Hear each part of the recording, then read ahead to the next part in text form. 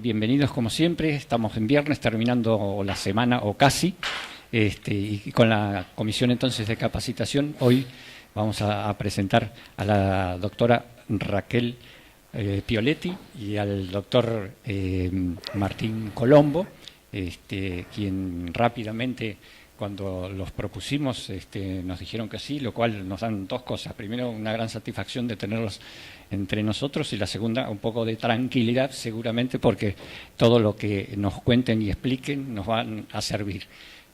Así que fundamentalmente, como siempre decimos, preguntar todo lo que tenemos como dudas o pendientes, porque ellos son los indicados para hablar de este tema tan importante, que es el nuevo Código Civil y Comercial de la Nación, que está en vigencia, y que, si bien a lo mejor, corregime Martín, no hay demasiada jurisprudencia todavía o nada, pero va a empezar a hacer camino y sobre eso tenemos que trabajar fuertemente.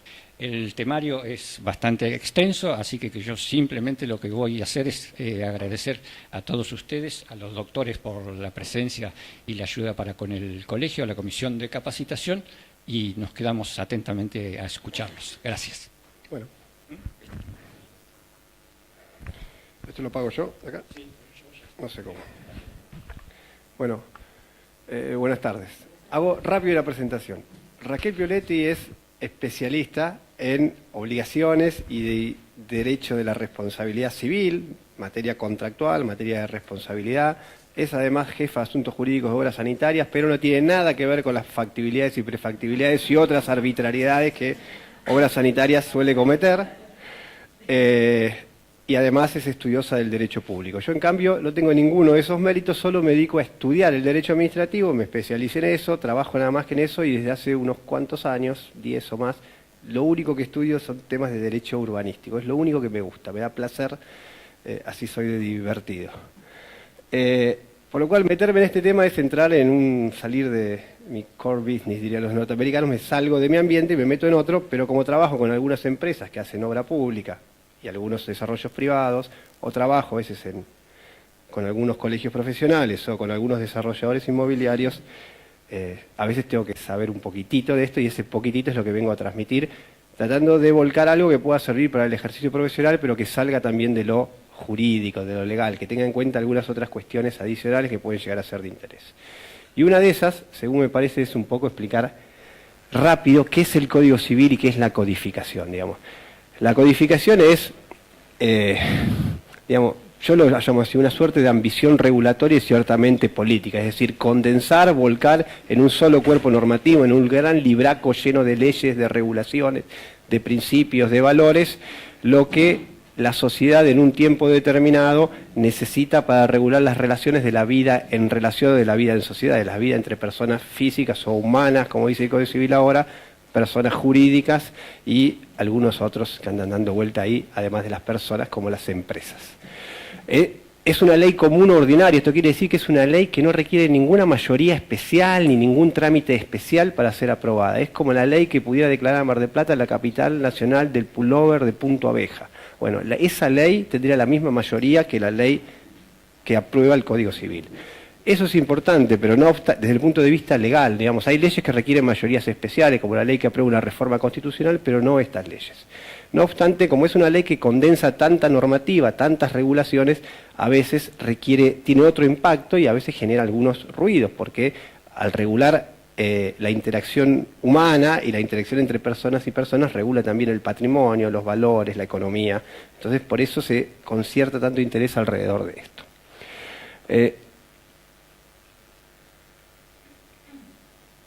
Como los que establecen esta regulación piensan que están haciendo algo importante, a veces incurren en algunos excesos. Digamos, el Código Civil, como es una norma monumental, porque condensa mucha parte de la normativa que rige las relaciones entre las personas, tiene vocación totalizadora, vocación de exhaustividad, y al entrar en esa visión tan abarcativa, no solo extensa horizontalmente, sino también a veces profunda, incurren en algunos excesos. Va más allá, digamos, el teórico norteamericano muy en boga en Europa hoy, dice goes too far, o sea, van demasiado lejos al establecer regulaciones sectoriales que deberían ser, y se meten en asuntos que deberían gobernar o regular los gobiernos locales y sin embargo lo hace el gobierno nacional desde su lugar, a veces de manera un poco incorrecta puede ser. Eso se ve, por ejemplo, en algunos aspectos que tienen que ver con el ejercicio profesional, como en el conflicto que pueda haber entre el Código Civil, las limitaciones que el Código Civil propone establecer y autoriza establecer a los jueces y las leyes arancelarias locales, por poner un ejemplo, o la posibilidad de aplicar las regulaciones pensadas para contratos civiles o privados, contrato de obra privado, y su posibilidad de aplicarlo al contrato de obra pública en algún caso.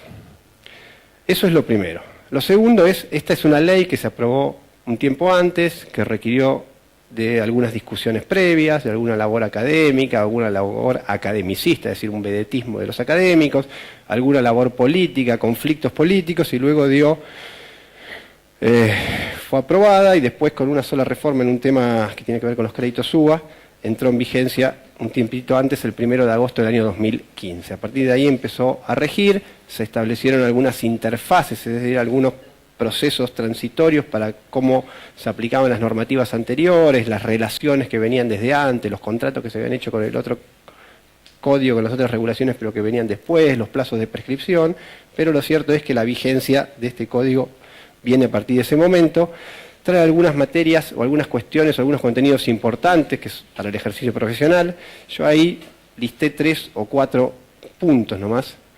Puedes pasar por acá si querés. Bueno, que son uno que tiene que ver con el ejercicio de los derechos, el ejercicio de los derechos individuales con relación a los bienes, enseguida lo vamos a ver. Esto es importante, esto impacta, por ejemplo, en cómo se entronizan las normas locales, el COT, las normas de ordenamiento territorial, uso de suelo, aprovechamiento del suelo, las normas regulatorias de las edificaciones, lo que sería el Reglamento General de Construcciones, o las normas sobre zonificación relacionadas con las normas privadas. Luego, esto sería el deslinde regulatorio. Luego, cómo el ambiente está teniendo un cariz más importante e influye notoriamente sobre el ejercicio de los derechos privados, incluso en materia de obras. Algunos cambios sustanciales en materia de derechos privados y algunos cambios generales y particulares en materia de obras. Como características generales del código, y esto después lo vamos a replicar rápido cuando veamos algunos institutos particulares, podría ser estas 3 o 4. El primero es el de la actualidad, es una norma actual. Esto sería como combinar un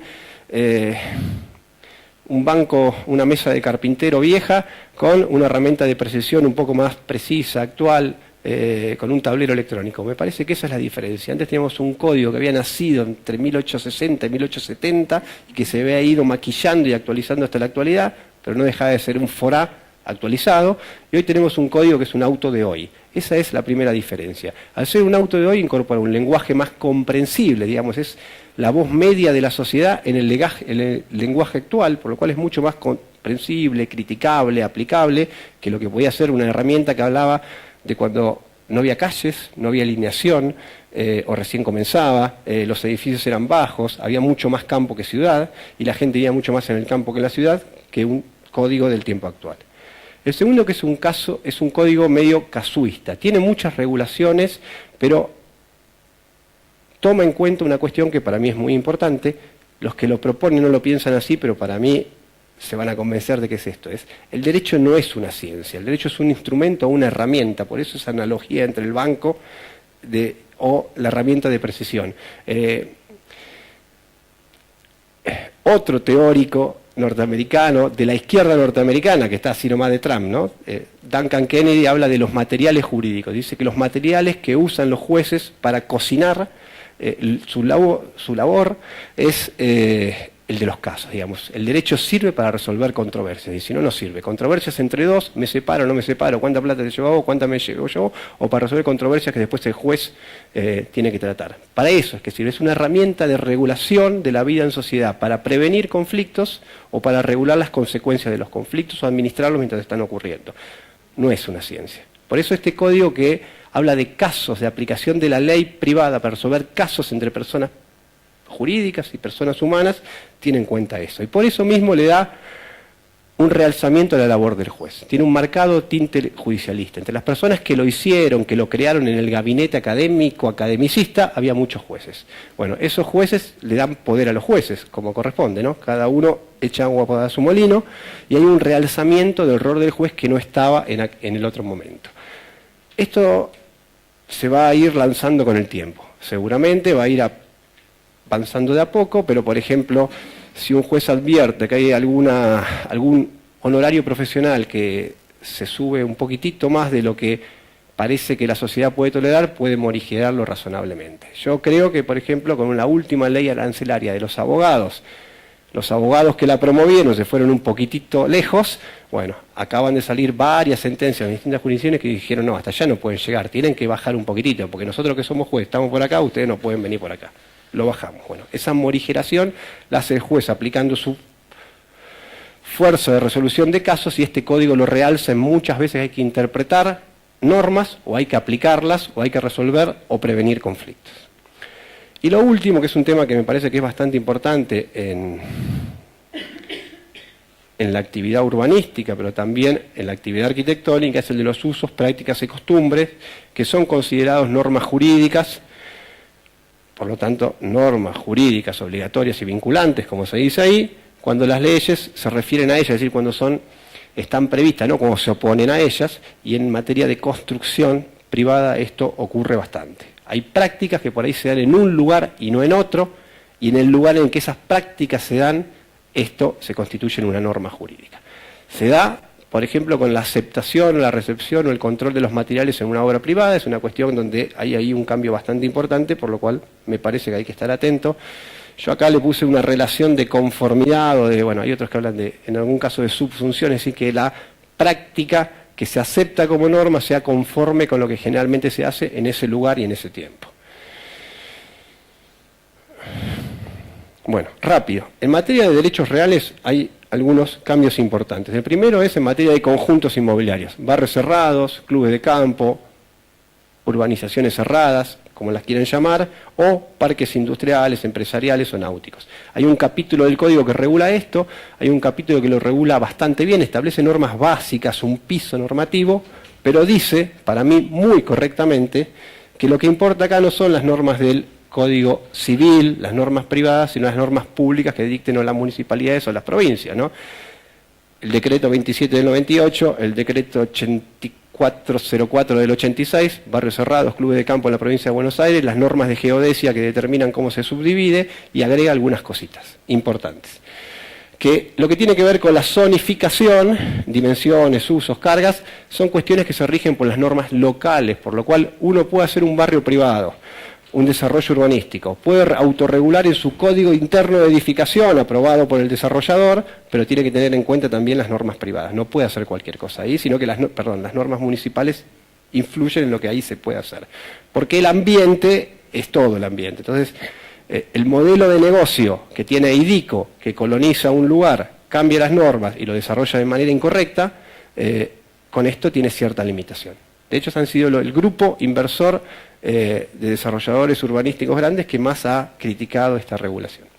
No solo por esto, sino también por esto, porque dice que todos los complejos urbanísticos existentes tienen que adecuarse, es decir, cambiarse el traje y acomodarse bajo la figura del derecho real de propiedad horizontal. Más o menos, cuando esto se aprobó, el 70% de los barrios cerrados, clubes de campo, etcétera, existentes, estaban hechos bajo el modelo de geodesia o bajo el modelo societario, y la norma no establece ninguna interfase, ningún proceso de adecuación. Entonces, para mí no se le puede aplicar, digamos. Es una norma nueva que no se aplica a situaciones preexistentes, pero la ley dice que se deben adecuar al derecho real de superficie, por lo cual los que saltan en una pata son los escribanos y agrimensores, ¿no? De alegría.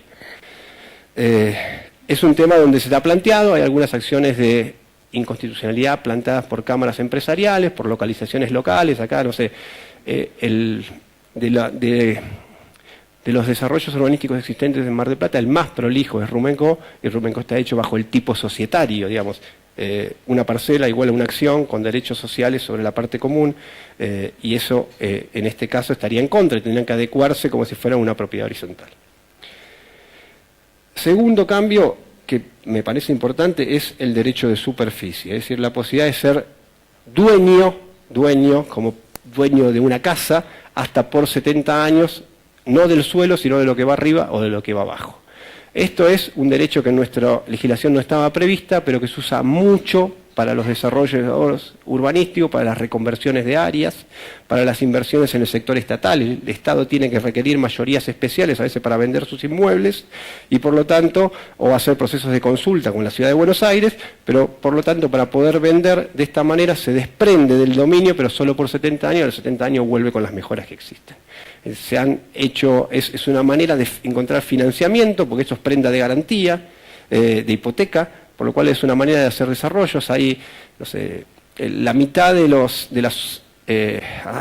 estacionamientos subterráneos para no residentes en España se han hecho, entre otras cosas, de esta manera, porque alguien va, invierte, consigue compra por 70 años. Generalmente el latino tiene mucho apego con la propiedad, con ser dueño de algo, y por lo tanto lo compra por 70 años. Después le vuelve al Estado, se vuelve a transferir. Hay posibilidad de vincular el derecho de superficie con el derecho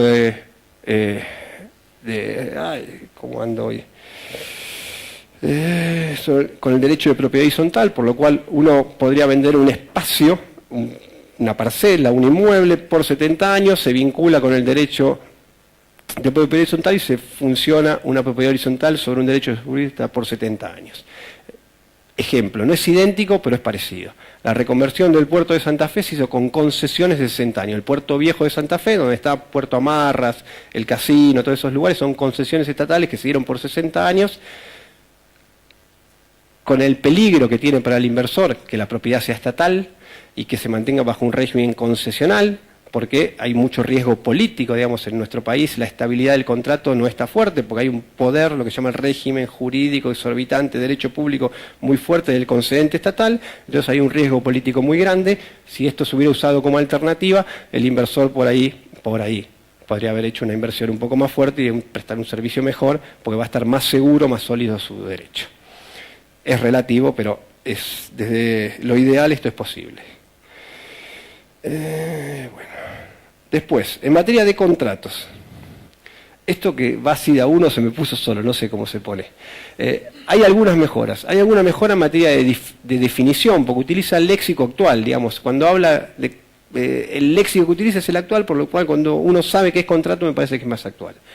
La segunda, incorpora una serie de normas, un capítulo general aplicable a todo tipo de contrato privado, que explica un montón de cuestiones que utiliza para interpretar o para aplicar y ejecutar los contratos con normas genéricas que lo hacen un poco más previsible. Por ejemplo, ¿cómo se integran los contratos? Bueno, los contratos se integran con las normas indisponibles, es decir, las normas que las partes no pueden cambiar, porque son de orden público, porque están más allá de su poder de negociación, con las normas supletorias, es decir, con las normas que pueden reemplazar las que están previstas en el contrato, las que están previstas en la ley, porque son normas más livianas, no tienen menos peso, no hay un interés de la sociedad tan fuerte, entonces esa norma legal puede ser cambiada por convenciones preestablecidas o por los usos y prácticas del lugar de celebración.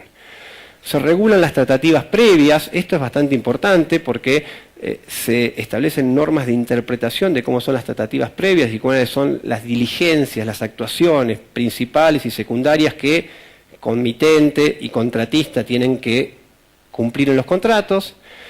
Se establece una norma general que dice lo obvio, porque esto ya venía establecido, lo obvio en muchos lugares menos en nuestro país, que los derechos que nacen del contrato integran la propiedad del contratista, importante, por ejemplo, en materia de lo que debe cobrar, de lo que debe percibir el profesional que firma el contrato, con lo que pensaba ganar en caso de que el contrato se interrumpa antes de la finalización inicialmente prevista, los supuestos de contratos en los que se incorporan terceros o en los que hay beneficio para terceros, normas de interpretación y algunos principios que son aplicables a los contratos como los de buena fe, conservación, es decir, tratar de que dure, de que llegue a su final, protección de la confianza, equilibrio y equidad.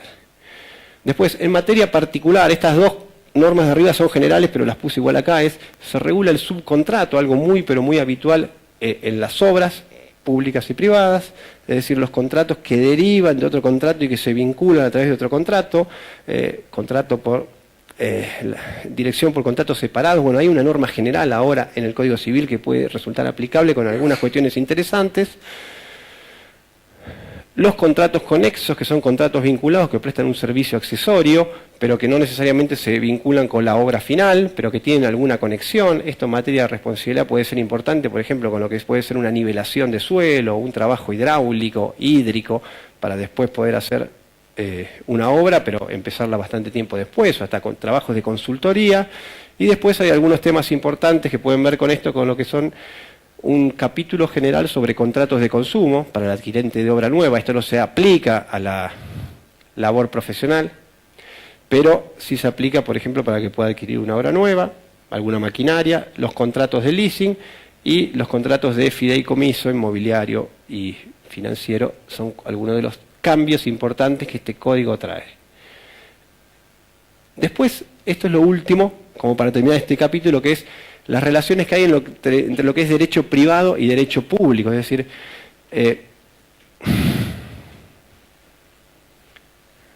¿qué es el derecho de propiedad? Decía, el derecho a poder construir. ¿A poder construir qué? ¿Lo que se me canta? No. ¿Lo que dicen las leyes, lo que dice el Código Civil, yo soy dueño? No. Lo que dice la municipalidad ignota en la que vos tenés el lote en el que querés construir, ¿no? Más o menos eso. Jane Jacobs. Derecho urbanístico en Estados Unidos.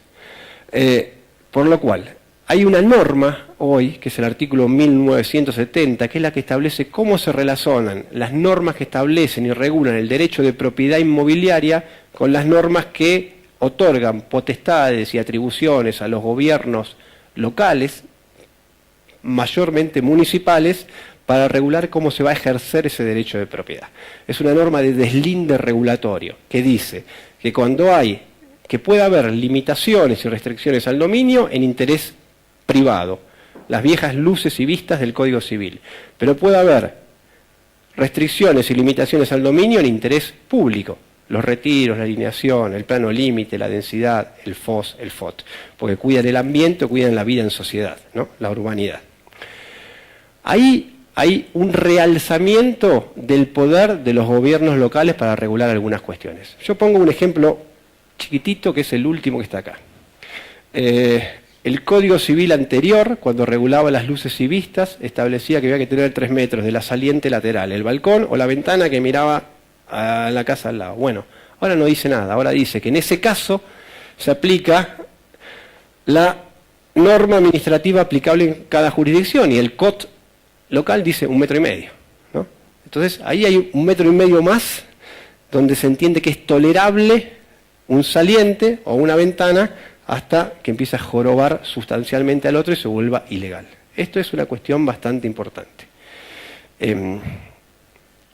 No se da solo entre casas chiquititas, sino se da entre la gran propiedad también, ¿no? Pero bueno, hay un realzamiento de la importancia del poder de normación municipal en este tipo de cuestiones, que requiere un ejercicio responsable, obviamente. Una norma parecida, pero un poco más expandida. A diferencia de la anterior, que es una norma clásica, que está en todos los códigos parecidos que hay en casi todos los lugares del mundo, esta es una norma singular que, por lo que averigüé, preguntando a los que saben, no está en ningún lugar, que es el artículo 240, que me parece que se las trae o se las va a traer en algún momento. Porque dice que el ejercicio de los derechos individuales, es decir, mi derecho de propiedad, con relación a los bienes inmuebles, tiene que ser compatible con los derechos de incidencia colectiva, lo cual es más o menos lo que había, digamos. Yo no puedo abusar de del ejercicio de mi derecho de propiedad. Puedo irme hasta determinada altura, hasta determinados retiros laterales, puedo ocupar determinada porción de suelo. Eso es más o menos lo que existía. Pero agrega este párrafo que no está en ningún lugar, que dice que debe ser conformarse, quiere decir, tiene que ser deferente, respetuoso, adecuado, no ir más allá de aquello que jorobe, invada, no solo las normas de derecho administrativo nacional y local, sino también el funcionamiento y la sustentabilidad de los ecosistemas de la flora, la fauna, la biodiversidad, el agua, los valores culturales, el paisaje, etcétera, entre otros. Esto es una cuestión que en un código que respeta a comunidades indígenas, que respeta algunos valores estéticos, me parece que se las trae, ¿no?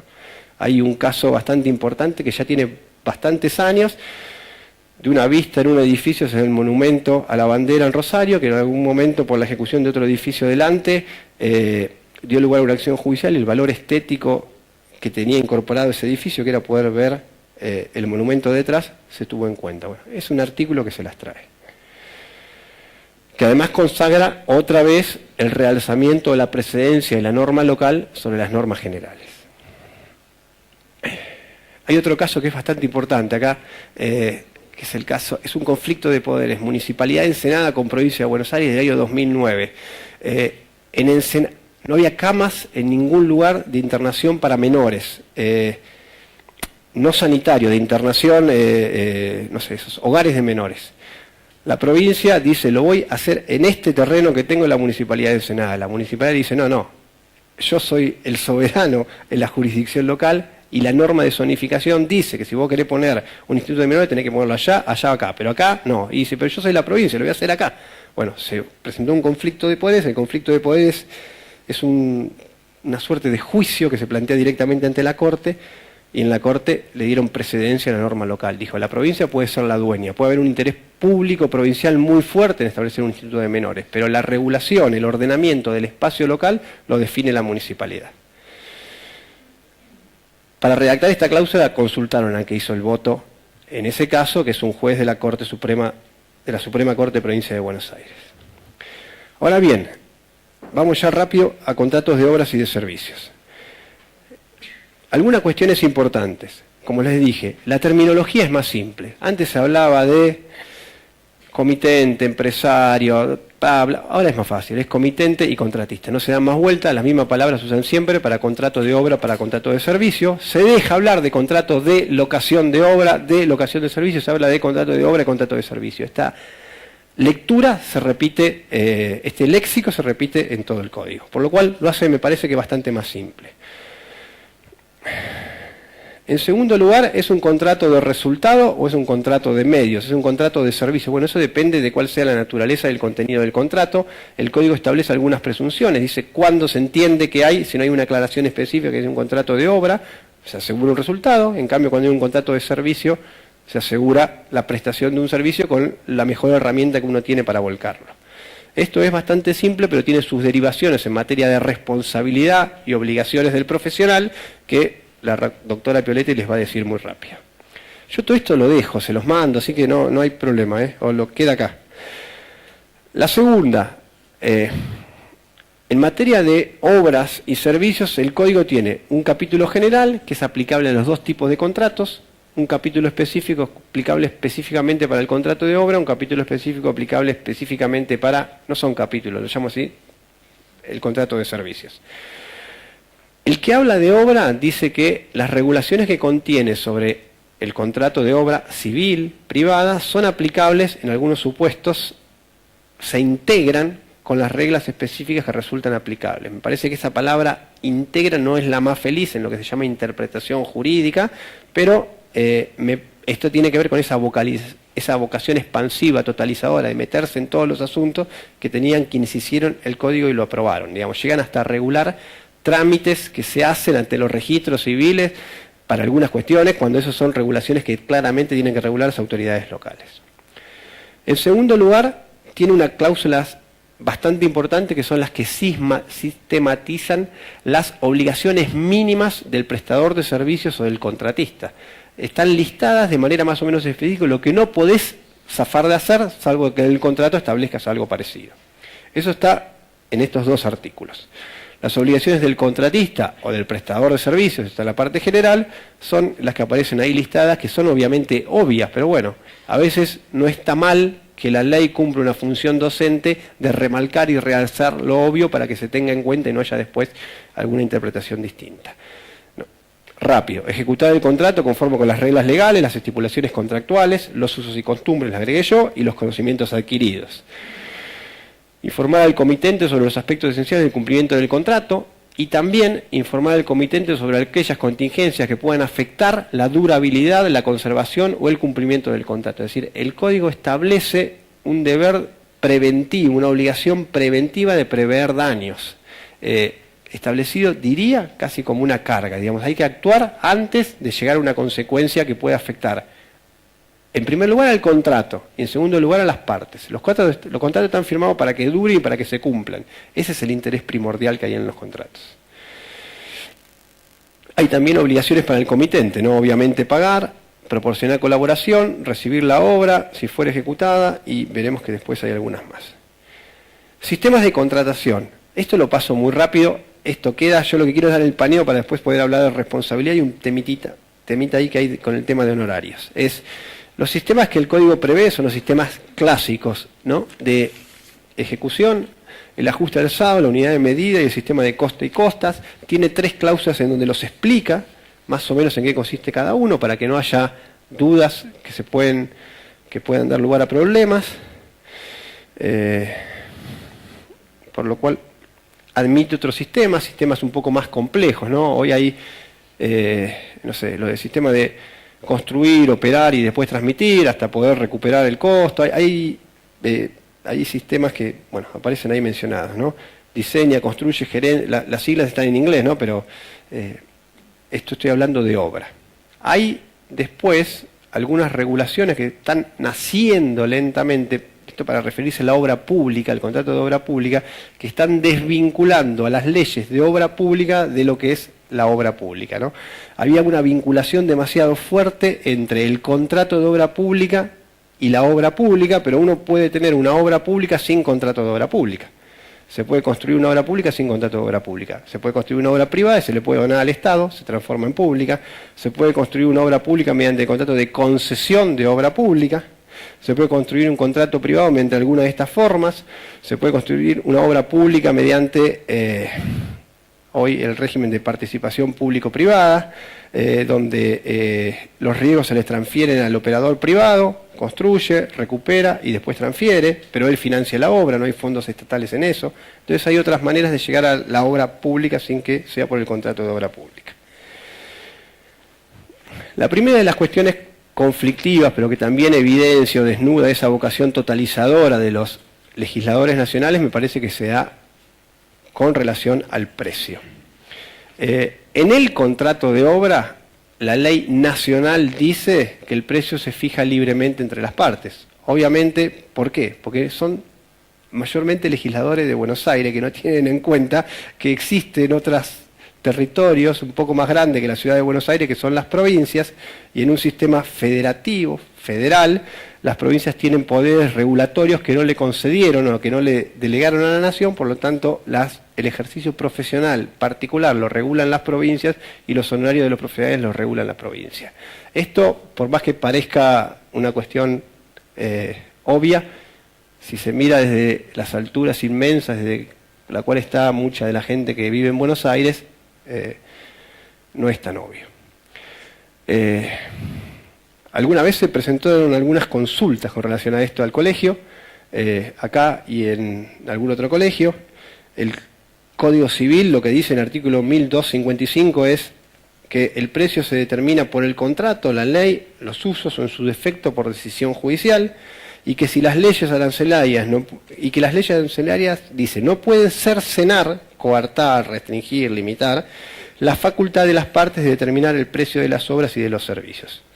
Esto en verdad no aplica en las jurisdicciones locales donde hay leyes arancelarias que determinan cómo se determina la retribución del profesional, pero sí se aplica cuando la aplicación de esas leyes arancelarias puede llevar a una evidente desproporción, a una situación inequitativa. Esto no es nada nuevo, ya estaba en una ley que venía del año 1995, que había reformado el Código Civil, que tenía algunas aplicaciones esporádicas. Y es lo que están aplicando hoy algunas jurisdicciones locales con la ley arancelaria de los abogados, que disparó los honorarios y que va a hacer que laburen en negro más que lo que laburan en blanco. Los abogados que trabajan de esa manera, según creo yo. Nuestro sistema constitucional hace que quien regula el ejercicio profesional en las jurisdicciones locales sean las autoridades locales. Por lo tanto, como derivación, como accesorio de eso, también se regulan los honorarios profesionales.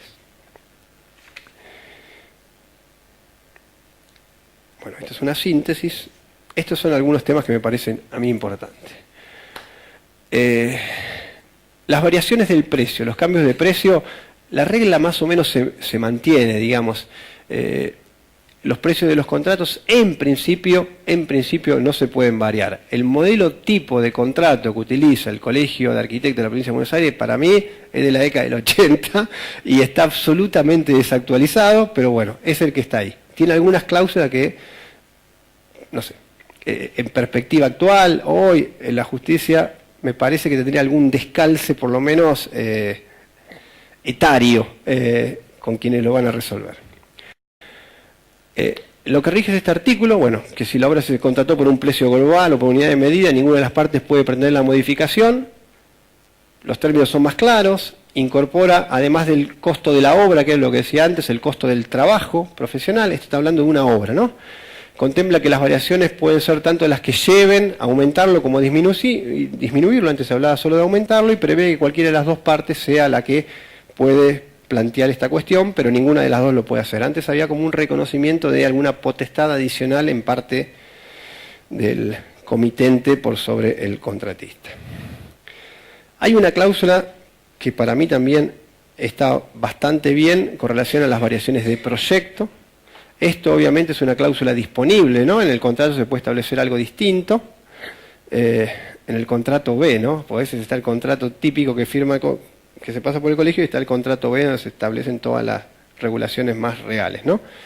En ese contrato, porque en el otro viene formateado y anticuado, lo que se puede establecer es algo que cambie este sistema general y básico, que es el contratista no puede variar el proyecto de obra sin autorización escrita del comitente, es algo recontra obvio. No obstante, agrega esta regulación especial, que cuando eso puede llevar a algún problema tiene que informar inmediatamente. Si no informa inmediatamente para prevenir o precaver una consecuencia que puede ser disvaliosa para el contrato, su responsabilidad se puede ver afectada. Y luego, que si las variaciones que él tiene que hacer en forma automática, que él ve, están por debajo del 20% del volumen total del precio de la obra, él puede, digamos, se pueden hacer y si no se puede extinguir el contrato en este supuesto. Hay algunas cuestiones que esto no trata, que son las que aparecen mencionadas acá.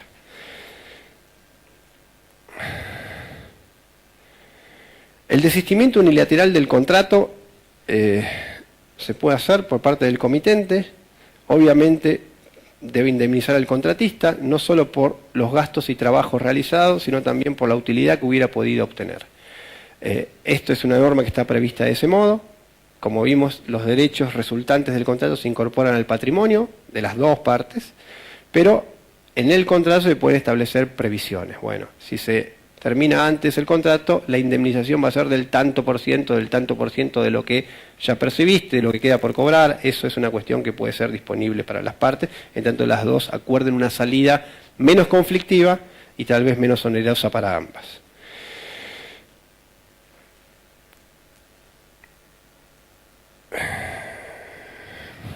Acá hay alguna cuestión que también parece importante. Si el contrato se extingue por imposibilidad de ejecución, por causas que no son imputables a las partes, el contratista tiene derecho, no obstante, a obtener una compensación equitativa por la tarea que efectuada. Es algo bastante razonable, pero por ser razonable no está de más preverlo expresamente en el contrato, porque no sería raro que alguien que diga, yo tampoco tuve la culpa de que se termine antes, lo terminamos acá y con eso estamos. Bueno, acá está previsto en el código, en una norma disponible, reitero, que lo razonable para nuestra sociedad en el tiempo actual es que el profesional igual cobre algo aunque el contrato se termine antes. Hay una previsión especial para los supuestos de caso fortuito o de fuerza mayor y luego, esto solo lo menciono, pero me parece a mí sumamente importante, que si la destrucción de la obra o el deterioro deriva de la mala calidad o la falta de adecuación de los materiales utilizados, aun cuando sea el contratista, aun cuando el contratista haya advertido al comitente, este no debe pagarle la regulación, dice la norma actual. Por lo tanto, esto realza la obligación de ser muy precavidos en el libro de obra, en las notas de comunicación, en los correos electrónicos, en lo que sea. Salvo que en el contrato se ponga otra cosa, ¿no? Pero si hay materiales de mala construcción, lo cual suele ocurrir en época de crisis más que en otras épocas, hay que ser extremadamente atento. Recepción o aceptación. El código habla de aceptación en lugar de recepción, pero utiliza igual en algún lugarcito la palabra aceptación. no lo hace donde refiere a las obras, sino que habla en una parte general donde habla de la obligación de dar cosas, y está hablando de entregar la obra, obra material. Obviamente acá hay normas clásicas, ¿no? Que la aceptación o recepción hace presumir que no hay vicios aparentes y que la obra es de calidad adecuada, pero bueno, se puede pedir una inspección, hacer cateos, ver quién paga el cateo, esas cuestiones son cuestiones que hay que prever en el contrato. La obra aceptada en la que no se prevé ni es de uso el plazo de garantía extingue la responsabilidad del contratista por vicios aparentes, en tanto y en cuanto esos vicios no calcen en lo que antes era el concepto de ruina. Cuando el Código Civil habla de ruina, es decir, aquellos defectos que tiene la obra que afectan su solidez o que la hacen impropia para su destino. Después, rápido, vicios aparentes y ocultos. La obra aceptada extingue la responsabilidad por vicios aparentes, es decir, siempre y cuando esos vicios no afecten la solidez de la obra o lo hagan impropia para su destino. No así la que deriva de vicios ocultos al momento de la recepción, para los cuales hay algunos plazos que se extienden y que se disparan a partir de la manifestación del vicio, ¿no? 60 días, hay un plazo para denunciar a partir de que se manifiesta, luego se puede alongar ese plazo si hay manifestaciones posteriores, salvo que hay un plazo de caducidad para hacer valer esa responsabilidad o esa garantía, salvo que obviamente se conozca la existencia del vicio, y en ese caso el que conocía el vicio no puede excusarse con que yo no sabía, recién lo viste ahora, me dices ahora, pero hay constancia de que de alguna manera él se enteró. En algún supuesto, esta regla era contraria a algunos fallos que se habían dado incluso acá en Mar del Plata,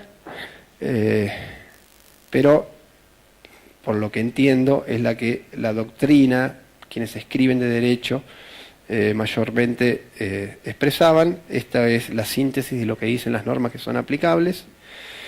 El único punto que resalto es el último, es que si la relación entre comitente y contratista, es decir, estamos hablando de un contrato no profesional, sino un contrato de entregar una obra, es el de construir una obra nueva y entregarla como definitiva, y ese contrato califica como un contrato de consumo, de relación de consumo, en este caso los plazos son distintos porque están regulados por la ley especial.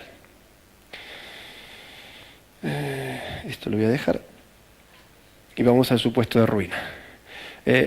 La ruina, lo que antes el código hablaba como ruina, llamada ruina, es aquella obra que no sirve como tal, es decir, que se va a caer, que se viene abajo o que es impropia para el destino porque los defectos que tiene son tan grandes que no hacen que tenga utilidad, que el utillaje esperado no pueda presentarse como las partes esperaban. En estos casos, la responsabilidad del contratista siempre se supone, ¿no? Algo tiene que haber hecho mal o no haber hecho para que la obra esté tan mal. Se trata de una presunción que admite prueba en contrario, donde si él prueba que hizo lo que correspondía, pero que fueron otros los que se metieron en la obra y se mandaron alguna macana, esto podría darse. Por eso esto hay que relacionarlo con esas previsiones que les dije antes sobre los contratos conexos, los contratos vinculados, los contratos derivados. A veces puede tener alguna importancia en las normas que se aplican a eso y las normas sobre interpretación de contratos. Pero es importante tener en cuenta que no son causas ajenas al contratista los vicios del suelo, aunque el terreno pertenezca al comitente o a un tercero, si eso lo asumió él. Si en cambio hubiera un estudio de suelos que fuera separado de su responsabilidad y se queda y se deja en claro que, ojo, que yo con esto no tengo nada que ver porque lo hizo otro profesional que contrataste vos, en ese caso la responsabilidad se limita porque es un tercero el que la hace. Ni el de los materiales en este supuesto.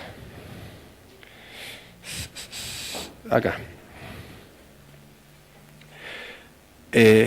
Pero puede haber otros responsables también en estos casos, que son quienes se dedican a construir con cierta habitualidad, ¿no? Quienes venden una obra que construyeron e hicieron construir, si esa es su actividad o profesión habitual, es un contratista, proyectista, director de obra, cualquier otro profesional que está ligado al comitente por contratos conexos o vinculados. El que hizo el estudio de suelo, el que hizo los estudios previos hídricos, hidráulicos, alguna obra ambiental, si el vicio viene de ese lado, puede ser un corresponsable. Los plazos de prescripción o de caducidad en este caso no cambia, sigue siendo de 10 años como estaba antes desde la recepción de la obra. Puede haber plazos de garantía de por medio que lo pueden alongar un poquitito, pero el plazo de prescripción es de 1 año desde que la obra se conoce, se manifiesta que estaba en esta situación.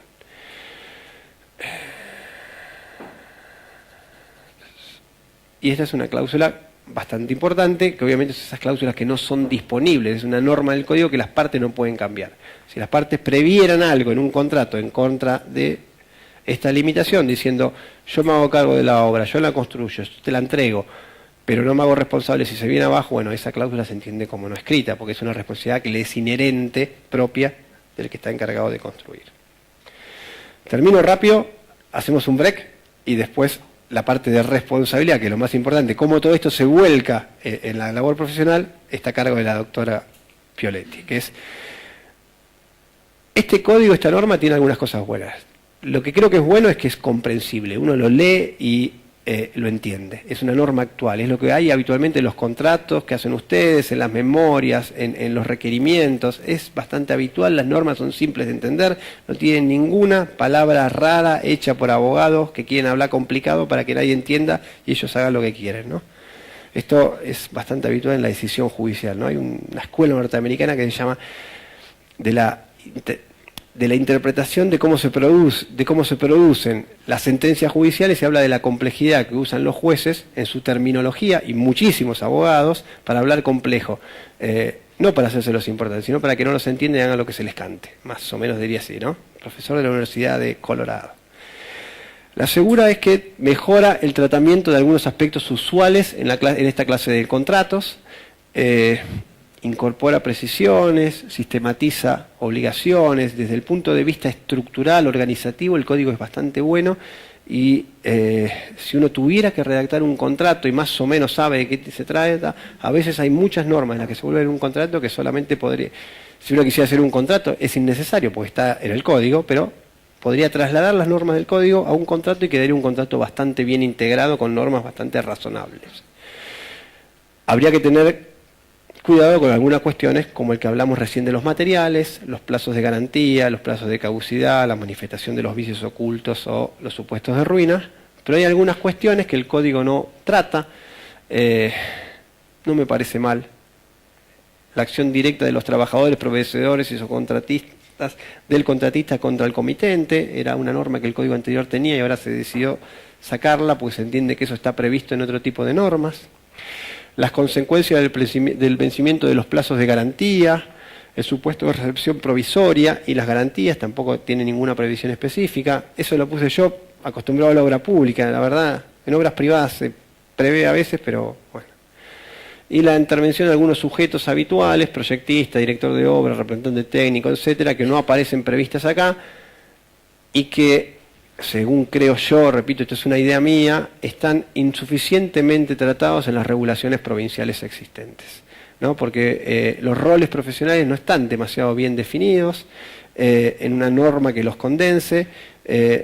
Hay que armar una historia entre el contrato, las normas municipales, la norma arancelaria, hay que armar toda una historia para ver bien cuál es el rol en cada caso, y por ahí con una norma así de un presupuesto mínimo, de un piso básico, esto se hubiera aclarado. Es una idea mía, pero no sé si es correcta. Y nada más, eso es todo. Así que hacemos un break y volvemos. Eso que vos decís, de los roles estos, en específico, proyectista, director, estos encumbrados en Buenos Aires, están acostumbrados a hablar con el CEPAU. Exactamente. El CEPAU tiene un manual de ejercicio profesional donde define todos esos temas. Por supuesto. Entonces, la norma local ya lo tiene resuelta. Pero nosotros no tenemos esa norma local. Coincido absolutamente. Y lo dije pensando en eso. Digamos, el año pasado, alguno de los que está ahí lo conozco y me invitaron a hablar de cuestiones de lo que sería ordenación y actividad urbanística en la provincia de Buenos Aires. Justo había escrito en un libro algo, sé que alguno lo leyó y me invitaron. Y en un momento nos pusimos a hablar de eso. Y ellos me hablaban con una seguridad que yo no sabía por qué se daba, y cuando les pregunté era justamente por eso. Ellos tienen una regulación que en la provincia no existe. Entonces eso es un problema, ¿no? Pero que en algunos juzgados la toman como ley supletoria. Sí. Y juzgados de la provincia. Sí. Bueno, hacemos el break y si les parece.